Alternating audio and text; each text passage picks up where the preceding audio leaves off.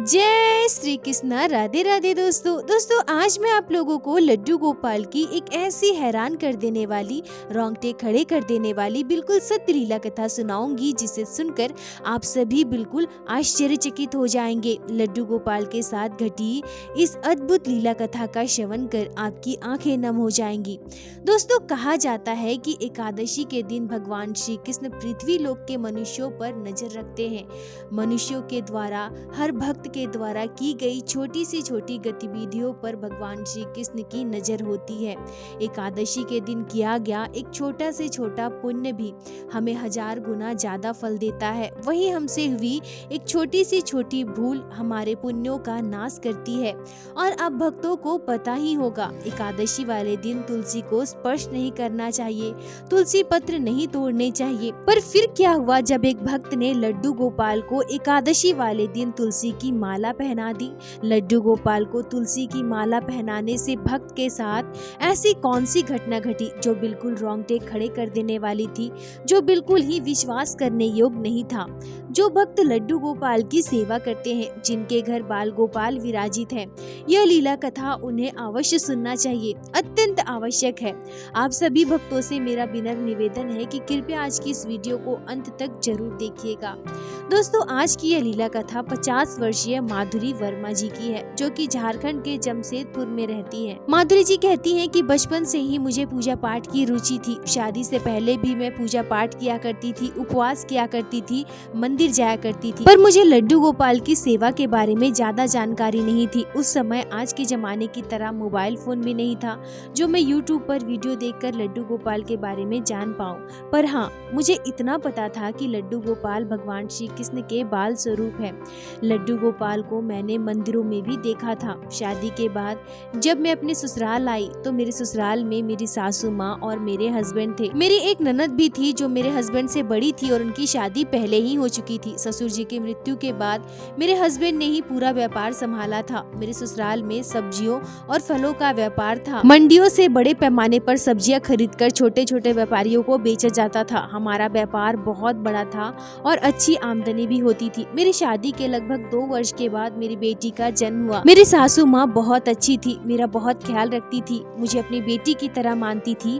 पर दुर्भाग्यवश मेरी बेटी के जन्म के मात्र 3 महीने के बाद मेरी सासू माँ की मृत्यु हो गई। हार्ट अटैक से उनका निधन हो गया। अब अपने ससुराल में मैं बिल्कुल अकेली पड़ गई थी। घर बहुत बड़ा था पर उसमें रहने वाले लोगों की कमी थी। मेरे हस्बैंड सुबह सुबह अपने काम पर चले जाते थे। घर पर मैं और मेरी बेटी दिन भर अकेला महसूस करते थे और इसी दौरान मेरे मन में लड्डू गोपाल के प्रति भक्ति जागी। लड्डू गोपाल की सेवा का भाव आया और मैं जन्माष्टमी वाले दिन लड्डू गोपाल को अपने घर लेकर आई। मैं लड्डू गोपाल को अपना पुत्र मानती थी, बड़े ही प्यार से उनकी सेवा करती थी। बाल गोपाल की छोटी से छोटी जरूरतों का ध्यान रखती थी। वैसे तो मैं पंडित जी से पूछ कर लड्डू गोपाल की संपूर्ण सेवा विधि अच्छी से सीख चुकी थी। अब मुझे लड्डू गोपाल की सेवा में कभी कोई दिक्कत नहीं होती थी। बाल गोपाल की संपूर्ण सेवा मैं बहुत अच्छे से कर पाती थी। धीरे धीरे समय बीतता रहा। लड्डू गोपाल की कृपा से मेरे परिवार में किसी चीज का अभाव नहीं था और लड्डू गोपाल को जब मैंने पुत्र मान लिया तो फिर अपनी बेटी के बाद हमने अपनी दूसरी संतान के बारे में कभी भी नहीं सोचा। समय बीतता रहा, मेरी बेटी भी बड़ी होती रही। समय के साथ मेरा स्वास्थ्य भी ठीक न रहने लगा। हमेशा कोई न कोई बीमारी मुझे लगी रहती थी। धन संपत्ति किसी चीज का अभाव नहीं था, पर स्थिति ऐसी कि मानो सुकून से मैं 2 वक्त की रोटी भी नहीं खा सकती। मेरी तबीयत हमेशा खराब रहा करती थी। डॉक्टर के पास जाती थी, इलाज करवाती थी। कुछ दिन ठीक रहने के बाद फिर से मैं बीमार पड़ जाती थी। मतलब ऐसा कि मानो कोई मुझे चैन से जीने ही नहीं देना चाहता। हमेशा कोई ना कोई बीमारी मुझे लगी रहती थी। कुछ समय के बाद मेरे पैरों में, घुटनों में, शरीर में भी दर्द होने लगा और यह दर्द धीरे धीरे बढ़ता जा रहा था। पहले तो मैंने इसे गंभीरता से नहीं लिया। स्थिति ऐसी कि दिन प्रतिदिन और भी खराब होती जा रही थी। बहुत सारे जांच होने के बाद भी अभी भी मेरी स्थिति में कोई सुधार नहीं था।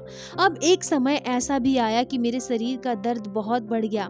घर का एक काम मैं नहीं कर पाती थी। मेरी बेटी उस समय 12वीं कक्षा में पढ़ाई कर रही थी। अब मेरी हालत बहुत ज्यादा खराब थी तो घर के काम भी मेरी बेटी को ही संभालना पड़ता था। माधुरी जी कहती है कि यहाँ तक तो ठीक था, पर अचानक से मेरी तबीयत बहुत ज्यादा बिगड़ गई।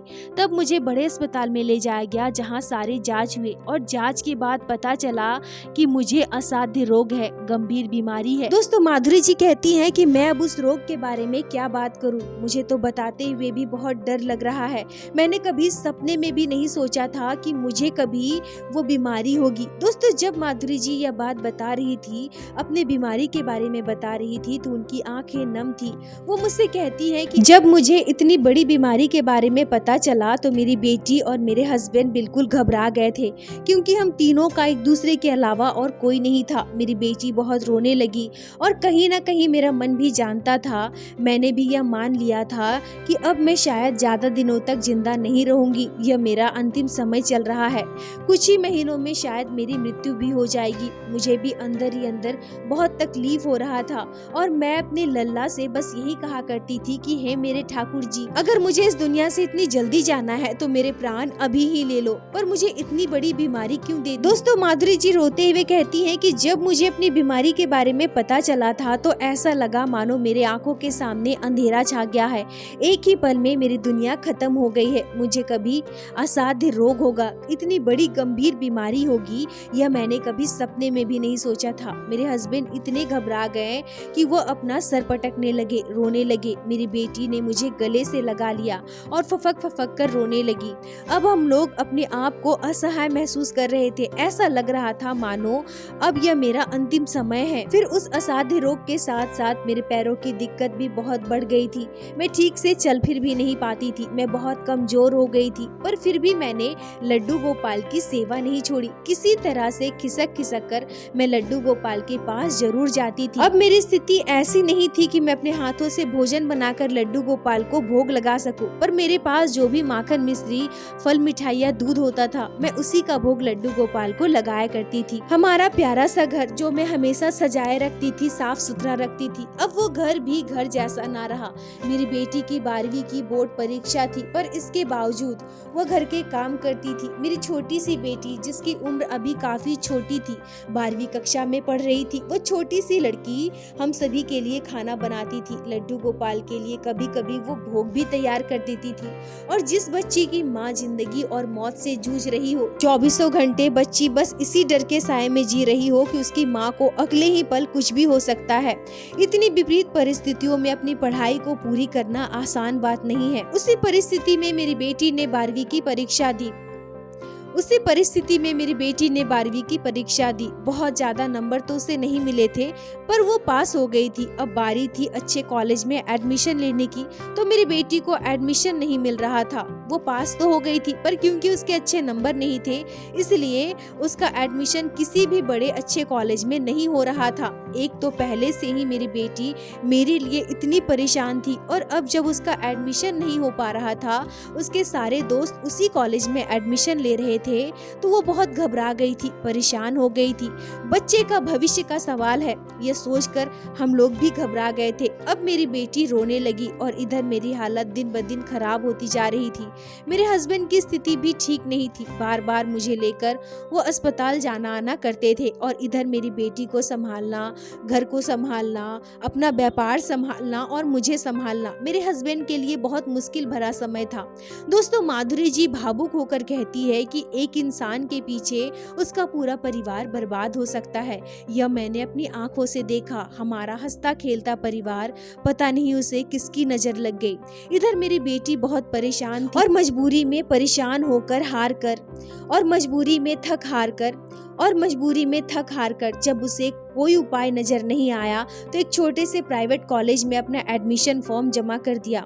इधर मेरे हस्बैंड भी हमेशा मुझे लेकर अस्पताल जाना आना करते थे, मेरी बेटी को देखते थे, घर संभालते थे, तो वो पहले की तरह अच्छे से अपने व्यापार पर ध्यान नहीं दे पाते थे, और इसका नतीजा यह हुआ कि धीरे धीरे उनका व्यापार खराब होते जा रहा था। अब समय पर जब मेरे हस्बैंड अपना काम पूरा नहीं कर पाते थे, तो उनके जो ग्राहक थे, बड़े बड़े व्यापारी, जो उनसे माल खरीदते थे उन्होंने भी धीरे धीरे उनसे माल लेना बंद कर दिया था। उनका व्यापार घाटे में चलने लगा, मानो हमारे परिवार पर किसी की बुरी नजर लग गई हो। इधर मेरी बेटी को अच्छे कॉलेज में एडमिशन नहीं मिल पा रहा था। धीरे धीरे मेरे हस्बैंड का पूरा व्यापार भी पूरी तरह से खत्म हो गया। मेरे इलाज में प्रत्येक महीने बहुत सारे पैसे लग जाते थे और इधर मेरे हस्बैंड की आमदनी भी बिल्कुल कम हो गई थी। मतलब हमारे परिवार पर जैसे दुखों का पहाड़ टूट पड़ा था। स्थिति इतनी बुरी थी कि मेरे हस्बैंड ने हमारी एक जमीन भी बेचनी चाहिए। माधुरी जी कहती हैं कि मेरे हस्बैंड मेरी बीमारी के पीछे बिल्कुल बर्बाद हो गए थे। अपनी सारी जमा पूंजी उन्होंने मेरे पीछे खत्म कर दी, पर मुझे ऐसी गंभीर बीमारी लगी थी, शायद उस बीमारी के साथ ही मेरा जाना तय था। मेरे ठीक होने की भी शायद कोई उम्मीद नहीं थी। मैं ठीक नहीं होंगी ये कहीं न कहीं हम सभी को पता था, पर फिर भी मेरे हस्बैंड मेरा इलाज करवा रहे थे, मुझ पर लाखों लाख रुपए खर्च कर रहे थे। पर अब जब मुझे पता चला कि हमारी जमीन भी जाने वाली है और मेरे हस्बैंड का व्यापार भी पूरी तरह से खत्म हो गया है, तो मैं बहुत दुखी हो गई और मैं अपने लड्डू गोपाल के आगे उस दिन खूब रोई थी। माधुरी जी कहती हैं कि हमारा हंसता खेलता परिवार पूरा बर्बाद हो गया था। मेरी स्थिति इतनी बुरी हो गई थी कि मैं अपने बिस्तर से उठ भी नहीं पाती थी, पर किसी तरह से खिसक खिसक कर मैं घर के मंदिर में जाती थी और लड्डू गोपाल की सेवा करती थी। मेरे जीवन में चाहे कितनी भी बुरी स्थिति आई, पर मैंने लड्डू गोपाल की सेवा नहीं छोड़ी। अब जब मेरी स्थिति बहुत ज्यादा बिगड़ गई, बहुत खराब हो गई, मैं चलने फिरने में पूरी तरह से असमर्थ होने लगी, तब मैंने लड्डू गोपाल को अपने कमरे में ही विराजित किया और वहीं मैं अपने लड्डू गोपाल की सेवा किया करती थी। जैसा कि सभी भक्तों को पता ही होगा कि एकादशी वाले दिन हम तुलसी के पौधे को नहीं छूते हैं, तुलसी का पत्ता नहीं तोड़ते हैं। तो हर बार एकादशी से एक दिन पहले मैं ढेर सारा तुलसी का पत्ता तोड़कर रख लिया करती थी, ताकि मैं दूसरे दिन लड्डू गोपाल को भोग लगाने में इन पत्तों का उपयोग कर सकूं। उस दिन भी ऐसा ही हुआ। एकादशी से एक दिन पहले मैंने अपने हस्बैंड से कहा कि कल तो एकादशी है, तो आज आप ढेर सारे तुलसी का पत्ता तोड़कर ला दीजिए ना। मेरे हस्बैंड ने भी बिल्कुल वैसा ही किया, पर मैं देखती हूँ कि मेरे हस्बैंड ने बहुत सारे तुलसी के पत्ते तोड़े हैं। अब इतने सारे पत्तों का मैं क्या करूँगी, मुझे इतनी ज्यादा तो आवश्यकता है नहीं। तब मेरे मन में यह भाव आया कि क्यों ना मैं तुलसी के पत्तों का माला बनाऊं और अपने लड्डू गोपाल को धारण करवाऊं। माधुरी जी कहती हैं कि मैं इतने वर्षों से लड्डू गोपाल की सेवा कर रही थी, पर मैंने कभी भी लड्डू गोपाल को तुलसी के पत्तों की माला नहीं पहनाई, ना ही मैंने कभी किसी को अपने लड्डू गोपाल को तुलसी की माला पहनाए हुए देखा था। हाँ, मैंने एक दो बार सुना जरूर था, पर पता नहीं एकाएक मेरे मन में यह भाव कैसे आया। अचानक से मेरा मन यह कैसे सोच लिया कि मुझे लड्डू गोपाल को एकादशी वाले दिन तुलसी के पत्तों की माला पहनानी है। अब मैंने जैसा सोचा वैसा ही किया। एकादशी वाले दिन सुबह सुबह बड़े ही श्रद्धा भाव से मैंने लड्डू गोपाल को वो माला धारण करवाया। पर सच कहूँ तो मुझे एक अलग ही प्रसन्नता मिल रही थी। मैंने पहली बार लड्डू गोपाल को तुलसी के पत्तों की माला धारण करवाई थी, और जब मैं लड्डू गोपाल को तुलसी के पत्तों की माला पहने हुए देख रही थी तो मेरा हृदय प्रसन्नता से भर जा रहा था। मेरा हृदय जैसे संतुष्ट हो गया। आज पहली बार मेरे लड्डू गोपाल इतने सुंदर लग रहे हैं।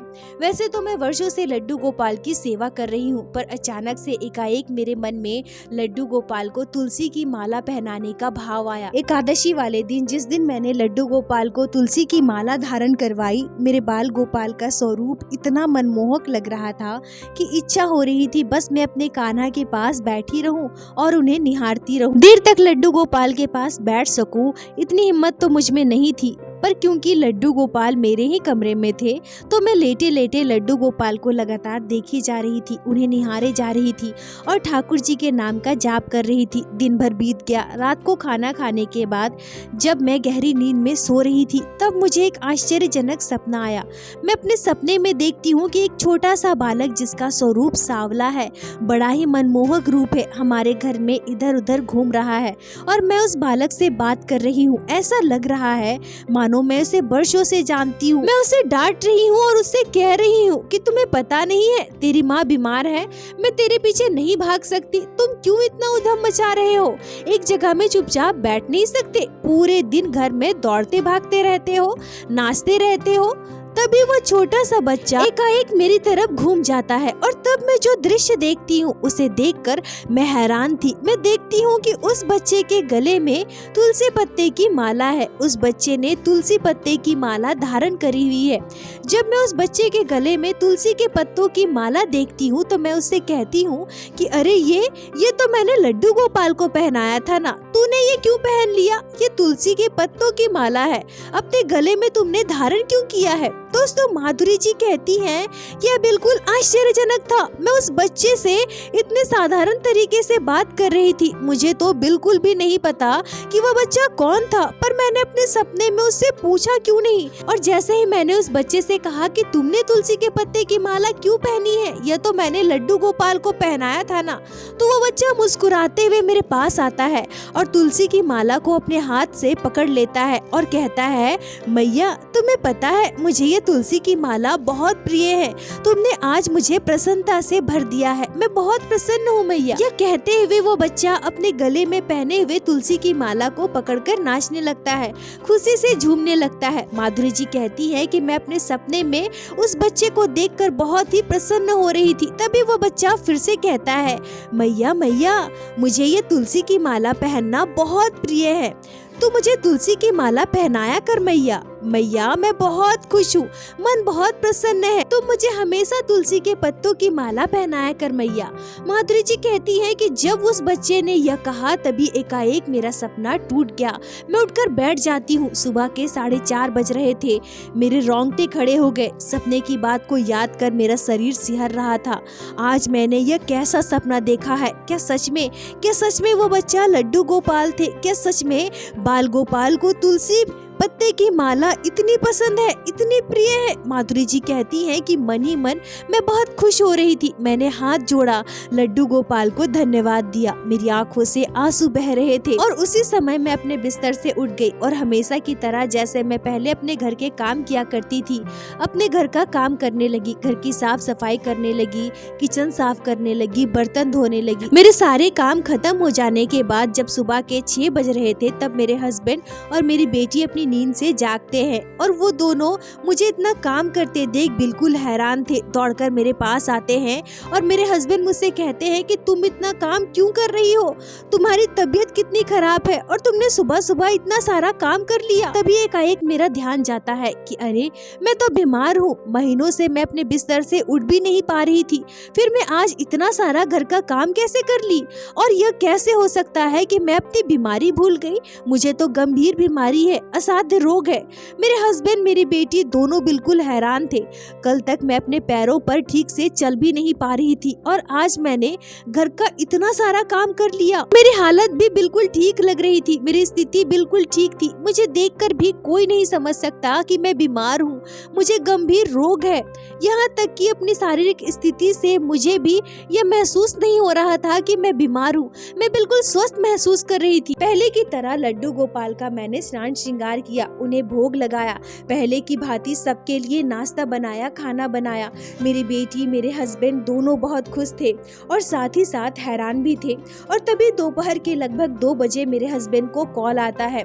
जो व्यापारी मेरे हस्बैंड से पहले सबसे ज्यादा माल खरीदा करते थे, यह कॉल उनका ही था। उन्होंने बताया कि उन्हें मेरे हस्बैंड से दोबारा माल चाहिए। मेरे हस्बैंड की खुशी का ठिकाना नहीं था। हम दोनों पति पत्नी बहुत खुश थे। यह कैसा चमत्कार है, अचानक से हमारी जिंदगी कैसे बदल गई। माधुरी जी कहती हैं कि दिन ब दिन मेरी स्थिति में सुधार होने लगा और इधर मेरे हस्बैंड का व्यापार धीरे धीरे फिर से चलने लगा। मेरी तबीयत तो ठीक थी पर फिर भी मैं दवाइयाँ ले रही थी। जब मैंने दवाई लिया तो मेरी तबीयत खराब हो गई, मुझे उल्टी होने लगी। मतलब दवा लेने की वजह से मेरी तबीयत खराब होने लगी। उसके बाद दोपहर को मैंने दवा नहीं लिया तो मेरा स्वास्थ्य बिल्कुल ठीक हो गया। ऐसा कैसे हुआ?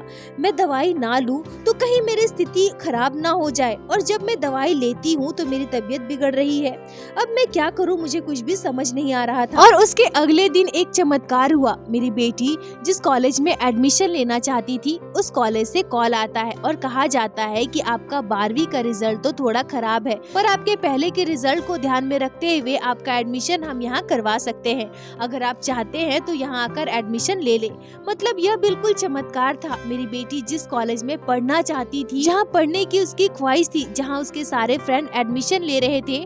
पिछले कई महीनों से जहाँ वो लगातार एडमिशन लेने के लिए ट्राई कर रही थी, चक्कर काट रही थी, पर उसे एडमिशन नहीं मिला था। आज अचानक से सामने से उसे कॉल आता है और उसे एडमिशन देने की बात की जाती है। मेरी बेटी बहुत खुश थी, बहुत ही ज्यादा खुश। फिर मेरी बेटी का एडमिशन भी उसी कॉलेज में हो गया। इधर मेरे हस्बैंड का व्यापार भी चलने लगा था। अब मेरे साथ यह दिक्कत होने लगी थी कि जब मैं दवाइयाँ लेती थी तो मेरी तबीयत बिगड़ जाती थी और हम नहीं चाहते थे कि हम दवाइयाँ बंद करें। हमारे मन में डर था कि मेरी स्थिति जो अभी थोड़ी सुधरी है, कहीं दवाई बंद करने से वो बिगड़ ना जाए, क्योंकि मैं गंभीर रोग से ग्रसित थी। फिर मेरे हस्बैंड मुझे अस्पताल लेकर गए और डॉक्टर को पूरी बात बताई। तब मेरा फिर से सारा जांच हुआ और अब जो रिपोर्ट आया उससे हम सभी बिल्कुल हैरान थे। यह बिल्कुल भी विश्वास करने योग्य नहीं है। दोस्तों, माधुरी जी कहती है कि इस बात पर शायद ही कोई विश्वास करे। जिस गंभीर रोग से मैं ग्रसित थी, जिसका पिछले कई महीनों से इलाज चल रहा था, अब जब यह रिपोर्ट आया, इसमें मेरी वो बीमारी बिल्कुल ही गायब हो चुकी थी। डॉक्टर भी हैरान थे, कहने लगे कि यह पहली बार होगा जब किसी मरीज के स्वस्थ होने पर हमें यकीन नहीं हो रहा है। ये कैसे हो सकता है? तब मैंने उन्हें लड्डू गोपाल के बारे में बताया। मैंने उनसे कहा कि सब मेरे लड्डू गोपाल की लीला है। तो सभी डॉक्टर हैरान थे। लड्डू गोपाल की महिमा को जानकर सभी दंग रह गए। माधुरी जी कहती है कि इतनी गंभीर बीमारी की अंतिम गति मृत्यु होती है। उस बीमारी से मुक्ति मिल जाना, अचानक से उस रोग का गायब हो जाना, यह किसी को भी हैरान कर सकता है। सभी के लिए यह अविश्वसनीय होगा, पर मेरे साथ ये घटना घटी है और फिर सब कुछ पहले की तरह ठीक हो गया। डॉक्टर भी हैरान थे। मेरी रिपोर्ट को देखकर उन्हें विश्वास नहीं हो रहा था। डॉक्टर ने मेरी पूरी दवाई भी बंद करवा दी, क्योंकि मेरे शरीर से वो रोग बिल्कुल भी गायब हो चुका था। मेरे हस्बैंड और मेरी बेटी लड्डू गोपाल के चमत्कार से अत्यंत प्रसन्न थे। हम अपने आप को इतने सौभाग्यशाली समझ रहे थे जिसकी कल्पना भी नहीं की जा सकती है। मेरे लड्डू गोपाल को तुलसी की माला इतनी पसंद है। मेरे लड्डू गोपाल तुलसी की माला धारण कर इतने प्रसन्न हुए कि मेरे कान्हा हमारे घर में झूम रहे थे, नाच रहे थे, पूरे घर में खेल रहे थे।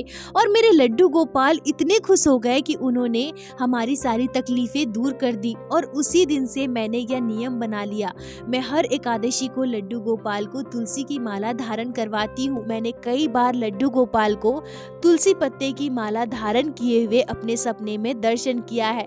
कई बार मैंने एक छोटे से बच्चे को तुलसी की माला पहने हुए अपने घर में घूमते देखा है। सपने में ऐसा आभास किया है। माधुरी जी कहती हैं कि इस घटना पर भले ही कोई यकीन करे या ना करे, मेरे हस्बैंड का व्यापार फिर से चल पड़ना, मेरी बेटी का एडमिशन बड़े कॉलेज में हो जाना, यह संयोग हो सकता है, पर मेरे शरीर से इतनी बड़ी गंभीर बीमारी का गायब हो जाना, ये चमत्कार नहीं तो और क्या है। यह लड्डू गोपाल की अद्भुत कृपा नहीं तो और क्या है। मैं मौत से जूझ रही थी, मेरे लड्डू गोपाल ने मेरे प्राणों की रक्षा की है। मेरे बाल गोपाल ने हमारे पूरे परिवार को बिखरने से बचा लिया, और यह सब मेरे ठाकुर जी की कृपा है। मेरे लड्डू गोपाल को 56 भोग नहीं चाहिए। मेरे लड्डू गोपाल मात्र थोड़े प्रेम भाव से ही प्रसन्न हो जाते हैं। प्रेम से जब मैंने लड्डू गोपाल को तुलसी की माला धारण करवाई तो मेरे कान्हा खुशी से झूम उठे।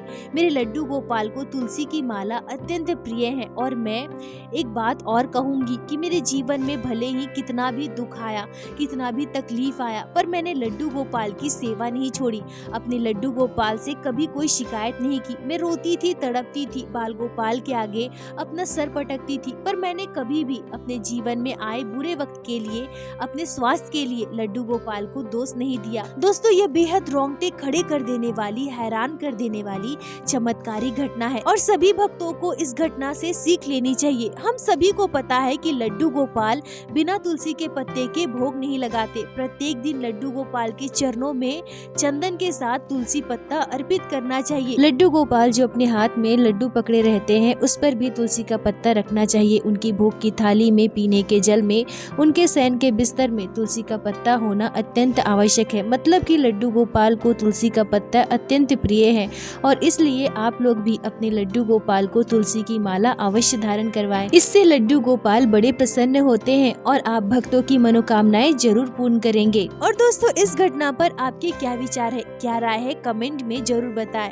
मुझे आप सभी के कमेंट का इंतजार रहता है। और प्रत्येक दिन की भांति लीला कथा के अंत में मैं आप सभी भक्तों से हाथ जोड़कर प्रार्थना करूंगी, ठाकुर जी की भक्ति कीजिए, लड्डू गोपाल की सेवा कीजिए, नाम जाप कीजिए और एक बार मेरे साथ साथ प्रेम से कहिए, बोलो बांके बिहारी लाल की जय, लड्डू गोपाल की जय, जय जय श्री राधे। दोस्तों, यदि आप लोगों को आज की यह लीला कथा अच्छी लगी हो, आपके हृदय को स्पर्श की हो, तो कृपया वीडियो को लाइक कर अपने दोस्तों के साथ शेयर अवश्य करें, जिससे बाकी भक्त भी लड्डू गोपाल की इस अद्भुत लीला कथा का श्रवण कर सके। और हमारे चैनल को सब्सक्राइब करें, जिससे प्रत्येक दिन आप लोग हमारे चैनल पे श्री बांके बिहारी श्री लड्डू गोपाल की अद्भुत लीला कथाएं श्रवण कर सके। दोस्तों, यदि आपके जीवन में घटी हो कोई भी चमत्कारी घटना या लड्डू गोपाल ने कभी भी की हो कोई भी लीला जिसे आप हमारे साथ शेयर करना चाहते हैं, तो कृपया हमें इंस्टाग्राम पे मैसेज करें। हम आपसे कांटेक्ट करेंगे और आपकी उस लीला कथा को हमारे चैनल पे बाकी सारे भक्तों के साथ शेयर अवश्य करेंगे। लड्डू गोपाल की कृपा आप पर और आपके पूरे परिवार पर बनी रहे। राधे राधे दोस्तों।